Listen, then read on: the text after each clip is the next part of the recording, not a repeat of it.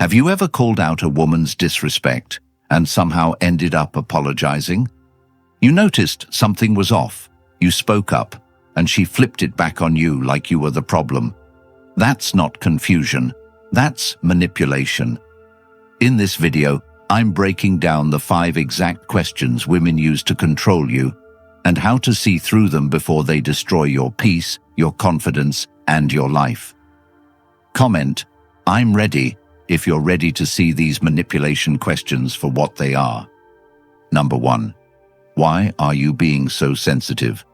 This question is a lie wrapped in concern. It's not asked to understand you, it's used to invalidate you, to convince you that what you feel, your discomfort, your unease, your boundaries, are all imaginary. It's not curiosity, it's not care, it's dismissal disguised as dialogue. Imagine you notice her behavior has changed. She's colder, sharper with her words, barely available but always online. You bring it up, you try to talk, not with accusation but with concern. You want to understand, to connect, and instead of addressing it, she tilts her head, looks at you like a child who spilled milk, and says, "Why are you being so sensitive?" In that moment you feel it, the twist in your gut, not because you're weak, but because you're realizing you've just been manipulated. That question isn't for clarity, it's a trap, a setup to make you feel ashamed for noticing the truth. It's psychological warfare. She disarms you by pretending your reality is exaggerated. And this is where it starts, the quiet erosion of your self-trust. You begin to wonder, maybe I am too much. Maybe I read too deep. Maybe I should just let it go. And every time you let it go, you lose a piece of yourself. That inner compass, the one that detects when energy shifts, when words don't match tone, when something unspoken lingers in the air. She wants you to stop listening to it, because the moment you do, she's free. Free to disrespect you, free to test your tolerance, free to see how far she can push before you break, and she will. This isn't about one question. It's about the psychological conditioning that follows. The more you hear it, the more you mute yourself. You stop speaking up. You convince yourself that being peaceful is better than being right. You fold your truth to keep the relationship. But what you're really doing is betraying yourself, one cut at a time, until you no longer recognize the man in the mirror. Stoic philosophy reminds us that pain doesn't come from events, but from our judgment of them. But when your reality is constantly questioned, when your instincts are shamed, when your awareness is called weakness, your judgment gets foggy, and that fog becomes fertile ground for manipulation. Men live here, trapped in situations where they are not allowed to feel unless it benefits her narrative. She's cold, you're being too needy. She's lying, you're paranoid. She's disrespectful, you're insecure. And soon you internalize her script. You become the character she needs, quiet, agreeable, disconnected from your instincts. But here's the truth she never wants you to realize. Sensitivity is not your flaw. It is your strength. It's your mind's early warning system, your body's intuitive defense. And the reason it threatens her is because it works. It sees what she hides. It catches the subtle betrayals. It exposes her games before they play out. That's why she mocks it. Not because it's wrong, but because it's right. Think about the man who notices a change in his partner's energy long before any text messages are discovered. The man who senses that her respect has shifted even before her actions confirm it. These men aren't paranoid, they're tuned in, and society mocks them because a tuned-in man is hard to control. A tuned-in man is dangerous to the narrative that men should tolerate anything for love. Stoic strength isn't silence, it's awareness without reaction, power without performance. And when you embody this, you become untouchable. When she throws, "You're too sensitive" at you, you don't flinch, you don't argue, you simply observe, because now you know This isn't about you. It's about her attempt to control the story. So you respond, not with anger, not with defense, but with certainty. I'm not being sensitive. I'm being honest with myself, and if that honesty makes her uncomfortable, it only confirms what you already knew. Real respect doesn't shrink your awareness, it values it. Real intimacy doesn't mock your instincts, it honors them. So if the price of peace is your self-abandonment, you're not in a relationship, you're in a psychological cage. And the key to that cage is truth. You reclaim your mind by trusting what it sees. You reclaim your strength by refusing to shrink for comfort. And you reclaim your life by leaving situations where being numb is easier than being real. Because once you do, once you walk in truth without apology, without compromise, without needing her to approve, you become unstoppable.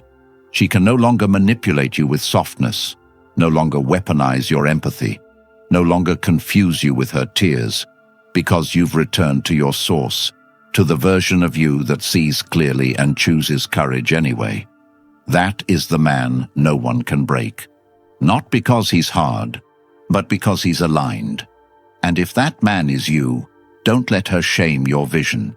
Strength isn't stoic detachment, it's stoic clarity, the power to remain rooted while the world tries to uproot you. From this moment on, every time someone tries to make you feel guilty for noticing the shift, for pointing out the disconnect, for choosing truth over comfort, you smile, breathe, and remember, your sensitivity is your shield. Your instincts are sacred, and the man who listens to them, who honors them, who follows them despite opposition, that man will never be anyone's pawn again. And the man who walks in that, who refuses to shrink to keep anyone comfortable, is the man no one can manipulate again. That kind of clarity, that kind of inner power, is exactly what the Stoic relationship blueprint was created to build inside you. If this message resonated, if you've ever felt the sting of being called too sensitive when you were simply seeing the truth, then this book is for you. It's not just a guide, it's your permanent toolkit for every situation that used to leave you doubting yourself. Linked in the comments, this blueprint is yours forever. Once you get it, it never leaves you. The lessons, the strategies, the strength, they'll be in your hands anytime you need them.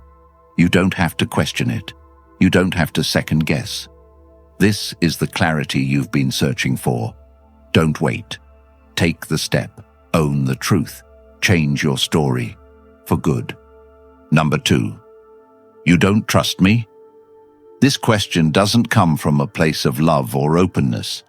It comes from a place of fear. Fear that you're finally starting to see clearly. When she looks at you with that disappointed face, lowers her voice to make herself appear vulnerable, and softly says, "You don't trust me." She's not reaching out. She's reaching in, trying to grab control of your reality. Because that question isn't a bridge toward connection. It's a barrier built to silence your intuition. You've been observing her behavior. The phone flipped screen down every time she's with you. The late replies, the random mood swings, the moments of emotional distance. You've been tracking the inconsistencies. She says she was working late, but you saw her friend's story. She says she's tired, but you feel the energy shift. And as you start putting the pieces together, as your gut tightens and your mind sharpens, she hits you with that trap. That guilt-loaded, manipulative question, "You don't trust me." And just like that, the spotlight is off her behavior and onto your character. She's no longer explaining, you are. You're on trial for having instincts, for noticing, for daring to question the reality she wants you to believe. And here's where most men collapse. Because the conditioning runs deep. You were taught to be the protector, to keep the peace, to never make a woman uncomfortable. So instead of standing in your truth, you shrink, you apologize, you doubt yourself. You say things like, "No, I do trust you. I was just asking." And you think that by being reasonable, you'll restore the relationship. But what you're really doing is surrendering your power, one truth at a time. Let's be brutally honest. Anytime someone demands trust instead of demonstrating it, you're being manipulated. Real trust is not begged for. It's not insisted upon. It's earned day after day by showing up with honesty, with consistency, with clarity. The man who questions is not broken. He is awake. He is alive. He is protecting his soul from being dismantled by charm. But in today's world, awareness is punished, especially when it threatens a woman's ability to control the narrative. So they flip it. She makes your search for truth look like betrayal. She makes your caution look like paranoia, and she expects you to feel guilty for not handing her blind loyalty. But ask yourself this: why would someone who has nothing to hide be afraid of your curiosity? Why would someone who loves you be offended by your questions? Why would someone who is honest need to shame you into trust? The answer is simple: because trust to her is not about connection, it's about control. She wants the benefits of trust without the burden of transparency. She wants your silence, not your scrutiny. And she knows that once you start asking questions, once you start putting the pieces together, she's no longer in charge of the story. So she deploys the shame tactic. And it works, unless you've trained your mind to reject guilt that doesn't belong to you. This is where Stoic philosophy becomes not just relevant, but necessary. Epictetus warned us, it is impossible for a man to learn what he thinks he already knows. And when a woman says, you don't trust me, she's telling you, don't learn, don't question, just believe. But belief without examination is not love. It's submission. And a man who submits to comfort over clarity will never be at peace. The truth is, trust is not romantic. It's not poetic. It's practical. It's a pattern of actions. It's how someone moves when no one's watching. It's how they handle pressure, attention, temptation. Trust is not about how they look at you. It's about how they move when you're not looking. So what do you do when she asks this question? You breathe. You don't defend. You don't argue. You speak with quiet power. Trust is earned through actions, not assumed through words. And then you go silent. Because real men do not explain their right to observe. They don't apologize for protecting their peace. They don't betray their gut just to keep someone comfortable. Your instincts exist for a reason. They are your body's alarm system. When the pattern shifts, when the details don't line up, when your inner voice whispers, look deeper, that's not insecurity, that's intelligence. And the moment you silence that voice, the moment you choose her comfort over your clarity, is the moment you give her full control of the relationship. And that's when the real manipulation begins. She'll test you. She'll lie in small ways, just to see if you'll challenge it. She'll plant stories with gaps and watch if you connect the dots. She'll create confusion, then punish you for noticing. Because a man who's asleep is easier to keep. But you're not asleep anymore. You're aware. You're alert. You're done pretending you don't notice. And that awareness, that terrifying, liberating awareness, is your salvation. You will lose some people because of it. You will be called paranoid, toxic, controlling. But better to lose a manipulator than to lose your mind trying to keep one. And here's what changes when you stop letting that question control you. You start watching instead of wondering. You start listening instead of explaining. You stop begging for clarity and start demanding consistency. And suddenly, the game ends. Because the only way manipulation works is if you need her more than you need your peace. When that balance shifts, when your peace becomes non-negotiable, you become dangerous to every lie. You stop entertaining her performances. You stop rewarding her vagueness. You stop giving her the benefit of the doubt when there is no doubt, only patterns. And then something incredible happens. You become free. Not just from her games, but from your own addiction to comfort. You start building your life from truth, not illusion. You rebuild your standards. You sharpen your boundaries. You learn to walk away from anything that makes you question your sanity. Because nothing, not her beauty, not her affection, not her history with you, is worth losing your soul. And the soul dies in silence, in self-doubt, in apologizing for things you never did. That's the real cost of surrendering your intuition, and men pay that price daily. But you won't, not anymore, because now you see it. You see the manipulation behind the question. You see the pattern beneath the performance. You see the danger in the disguise.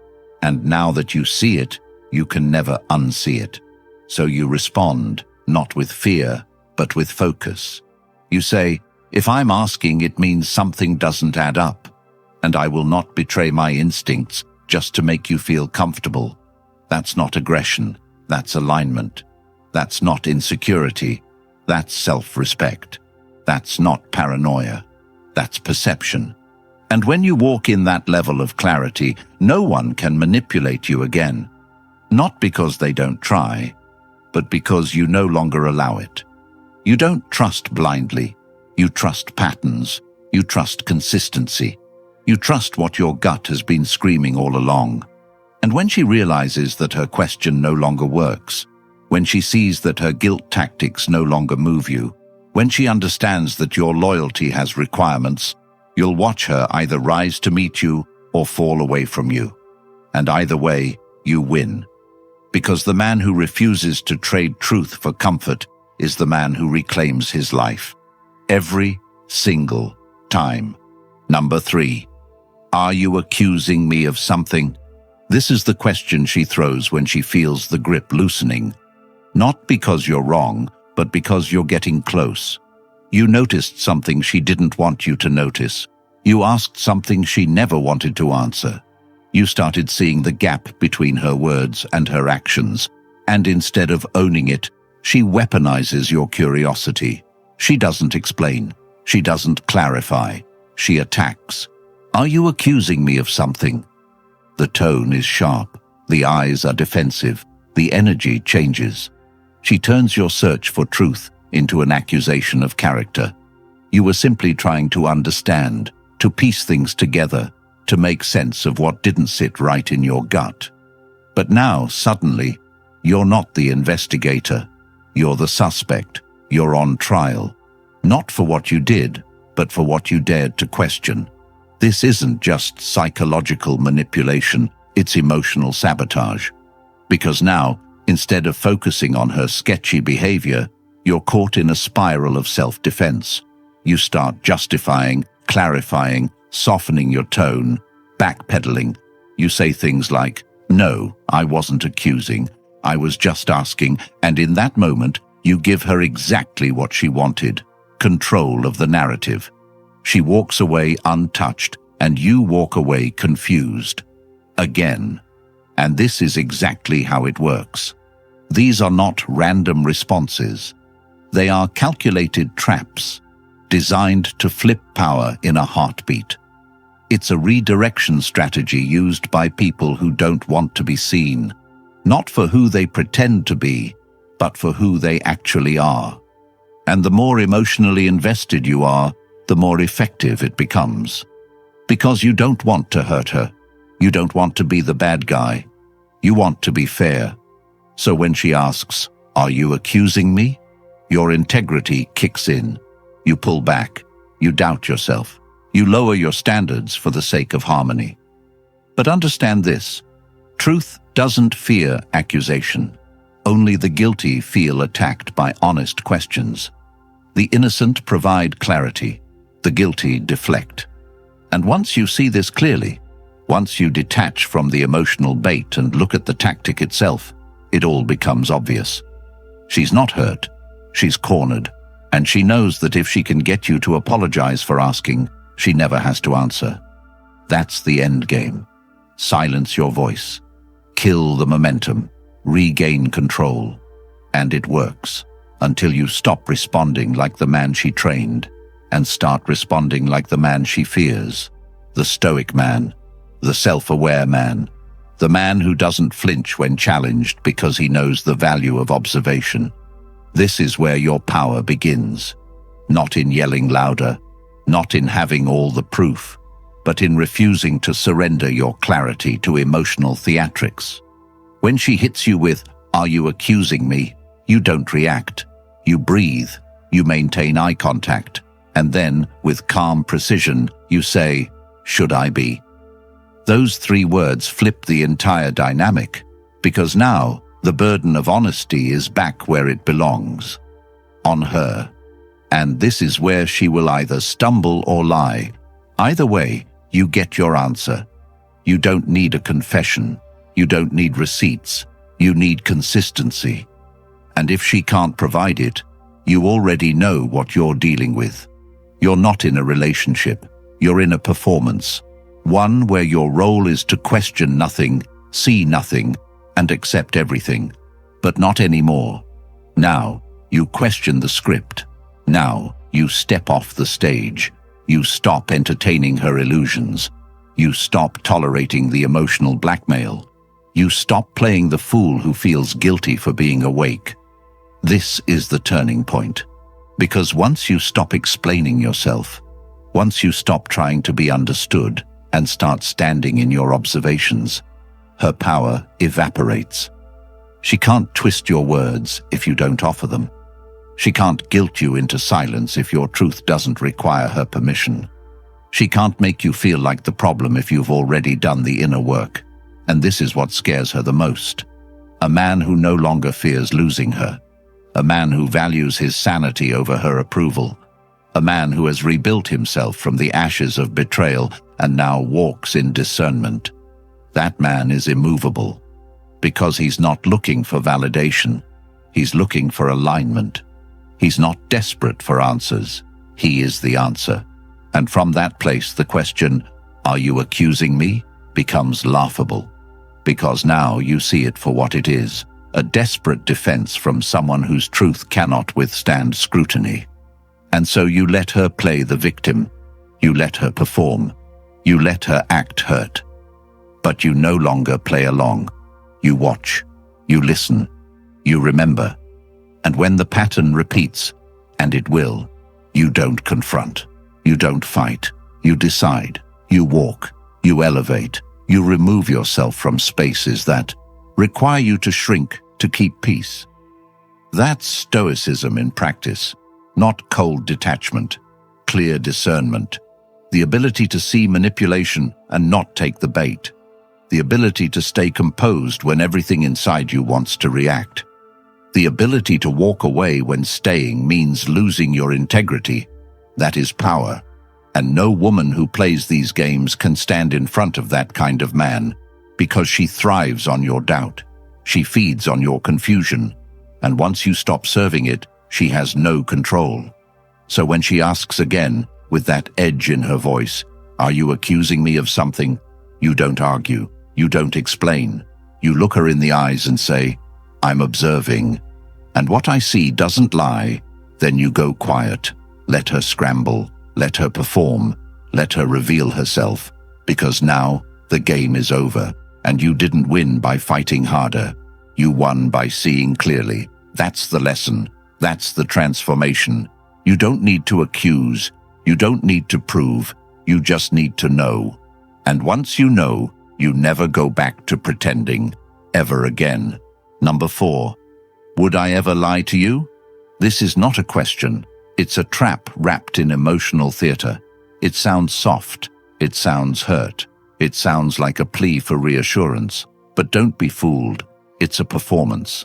A stage act designed to override your suspicion and shut down your scrutiny. When she looks at you, wide-eyed, hand on chest, and says, "Would I ever lie to you?" she's not opening the floor for an honest answer. She's setting the rules. You're not allowed to doubt her, even when every fiber of your being is screaming that something's off. She doesn't want your trust. She wants your submission. She wants to pull the guilt out of your gut and use it to chain your mind. Because this question is never asked when things are clear. It only shows up when your instinct is whispering louder than her performance.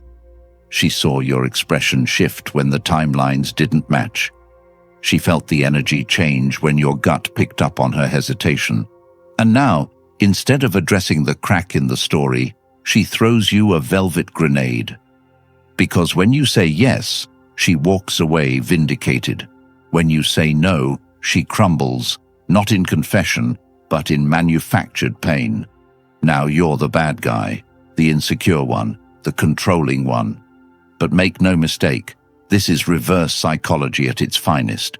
It's not about the truth, it's about the upper hand, and she knows exactly how to wield it. This question is built on the assumption that you're too emotionally entangled to respond with logic. She's betting on your fear of being the villain, your fear of being alone, your fear of being wrong. And if she's calculated right, you'll fold, you'll apologize, you'll reassure her. You'll walk away convincing yourself that your instincts were just anxiety. But deep down, you'll still feel the twist in your gut. That silent scream that something doesn't add up. That's your intuition, and it doesn't care about how sweet the performance is. It only tracks patterns, repetition, consistency. It notices when her words say one thing but her actions say another, when her stories always leave out key details, when her explanations don't explain anything, and you can try to shut it down, you can try to drown it out, but it always comes back, louder, sharper, angrier, because it's trying to save you. You see, real women don't need to ask, "Would I ever lie to you?" They simply don't lie. They're transparent. They're direct. They don't manipulate you into silence. They invite questions because they've got nothing to hide. But manipulators? They thrive in ambiguity. They thrive in half-truths, emotional fog, and selective amnesia. They don't want to be known. They want to be believed. And they'll dress up deception in affection, vulnerability, and performance just to keep your attention blind. Stoicism teaches that truth doesn't need to shout. It doesn't need to defend itself. It simply is. And once you embrace that, once you stop being swayed by tone and start focusing on truth, everything changes. You stop falling for the show. You stop rewarding tears over answers. You stop allowing your need for peace to override your pursuit of clarity. So when she says, "Would I ever lie to you?" don't react. Don't play the role. Don't give her the script she expects. Just look at her and say, "Truth doesn't beg to be believed." Then watch. Watch how she responds. Watch how the mask slips. Watch how the emotional performance turns to frustration. Because deep down, she knows you're no longer her audience. You're her observer. And the moment you shift from emotional participant to rational judge, the spell breaks. That's when you reclaim your power. That's when you stop being confused. That's when you stop questioning your sanity and start questioning her story. And it's not always dramatic. Sometimes it's as quiet as a single text that doesn't add up, a late reply, a hidden notification, a shift in tone. You bring it up. She smiles, and she asks that cursed question, and in that moment, you choose comfort or clarity. If you choose comfort, you live in a loop, always wondering, always doubting, always shrinking. But if you choose clarity, you break the cycle. You stop needing her to admit. You stop hoping for honesty from someone who thrives on deception. You start making decisions based on truth, not permission. And that decision, that cold, clear decision, will cost you the illusion, but it will buy you your freedom. You'll see her differently. You'll see yourself differently. And maybe, for the first time, you'll see just how long you've been lying to yourself. That stops now. The next time someone asks you, "Would I ever lie to you?" remember, if they have to ask, they probably already have. Number 5. Don't you think you're overreacting? This is the final defense, the last shield in the manipulator's arsenal. It's subtle, it's soft, it's cloaked in concern, but it's psychological violence. Because when she asks, "Don't you think you're overreacting?" she's not asking for your reflection. She's demanding your silence. She's telling you that your reaction is the problem, not her behavior. She's flipping the script so fast that you forget why you were even upset in the first place. One moment, you're bringing up something real, something that hurt, that didn't make sense, that crossed a line. And the next moment, you're defending how you feel instead of discussing what she did. And this is how emotional power is stolen, not through arguments but through distortion. This tactic isn't new. It's been used for centuries by those who want to dismiss without accountability. It's the art of the deflection, the psychological sidestep. Because by framing your response as too much, she's painting herself as the victim of your emotions. She's minimizing your truth to protect her image. And in that moment, your reality is put on trial. You're no longer heard.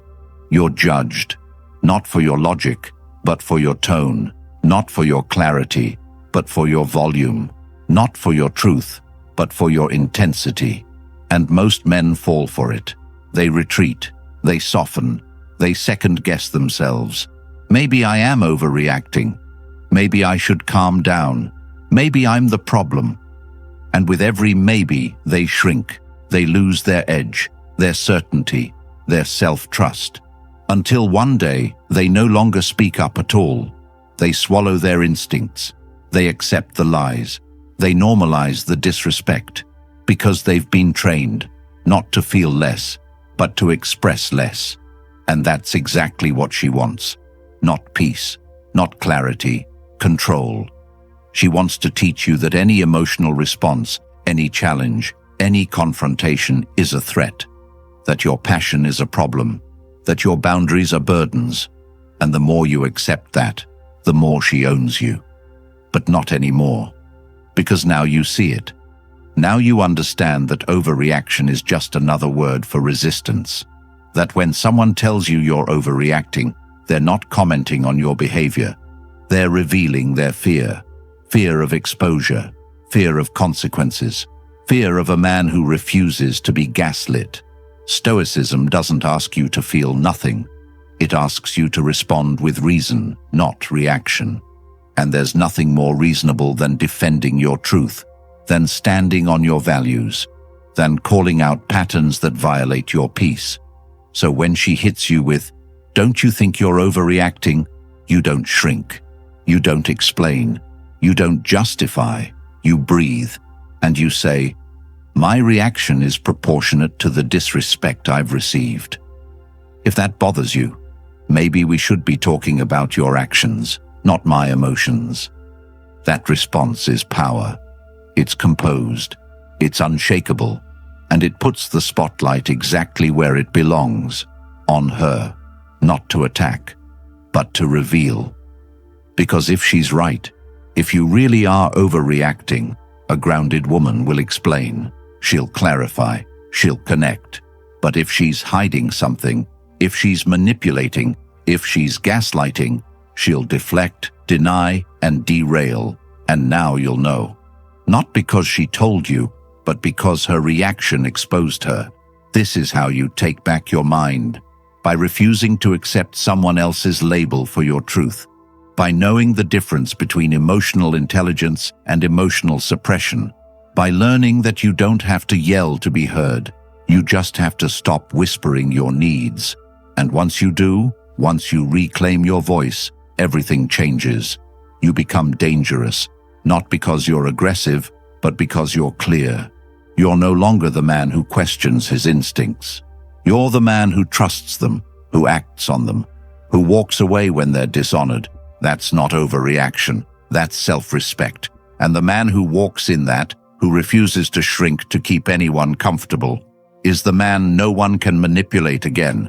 If you're tired of second-guessing your reality, tired of shrinking just to keep her comfortable, tired of playing a role while your truth dies in silence, then the Stoic relationship blueprint is the reset your soul has been screaming for. This isn't another feel-good book. It's raw, unfiltered, and it will change how you see everything: her games, your patterns, and the power you gave away without even realizing it. It's not for the faint-hearted. It's for the man who's ready to never be lied to ever again. Linked in the comments. Yours forever. Comment, "I'm done playing blind," if you're ready to grab it now.